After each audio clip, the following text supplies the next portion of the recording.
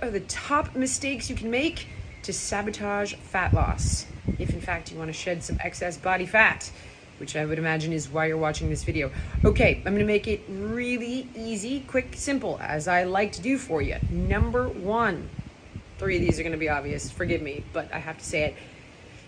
Cut out white crap. White crap, refined sugar, processed grains. Bad. Why? Obviously a host of empty calories, right? Calories in, calories out does matter, and you're eating garbage. You don't want it, you don't need it. But more importantly, it does negatively impact your metabolism because it keeps insulin surging all day long. And one of the responsibilities that the hormone insulin has is to take sugar out of the bloodstream. And once we have stored it in our liver or muscle tissue and there's nowhere else for it to go, it goes in fat cells.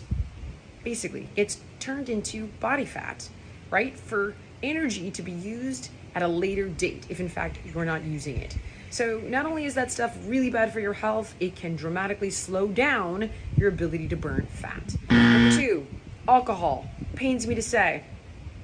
But if you're trying to burn fat, this is just a no-go.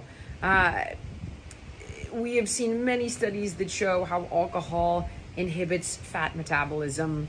And you go back to the empty calories, even the red wine with the resveratrol and all that great stuff, slows fat metabolism. It's a no-no. Not when you're trying to lose weight, guys. Get to the target weight, the target body fat percentage, and then you can incorporate 6 to 8 drinks a week, which is still right on the edge there. And you're gonna wanna make it healthier things like white wine. But while you're trying to burn it, no booze. Sleep. I know I've hammered this one into the ground. Why? Back to the hormones again. And I forgot to mention that alcohol does impact those hormones, which is part of the reason why it inhibits fat metabolism. You've heard of beer belly? Well, it's real. Okay, back to sleep as I promised. So when we don't sleep, it releases more of our hunger hormone, less of our satiety hormone, which helps us curb how much we eat, because that is going to impact how much body fat you burn, right? Or don't burn. It releases more human growth hormone when we sleep, which is great for muscle maintenance, bone density, and fat metabolism. Conversely, when we are not sleeping well, we are releasing more cortisol, which is that stress hormone that is associated with fat storage. So I'm sure you've seen many different videos on the web talking about how cortisol is the belly fat hormone.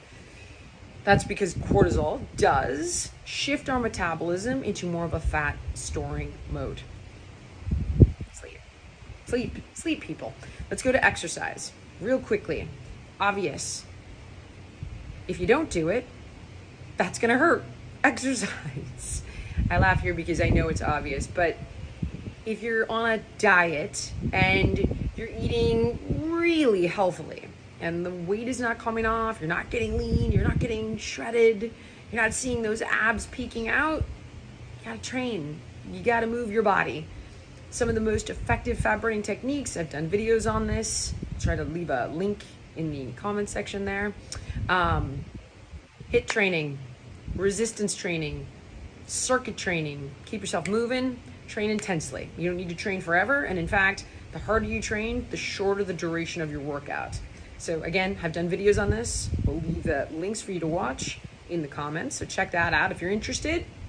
An exercise routine. So when you go to the gym and it's like this machine, then that machine, then that machine, and you do it over and over, day after day, week after week, same amount of reps, same amount of weight, same exercises.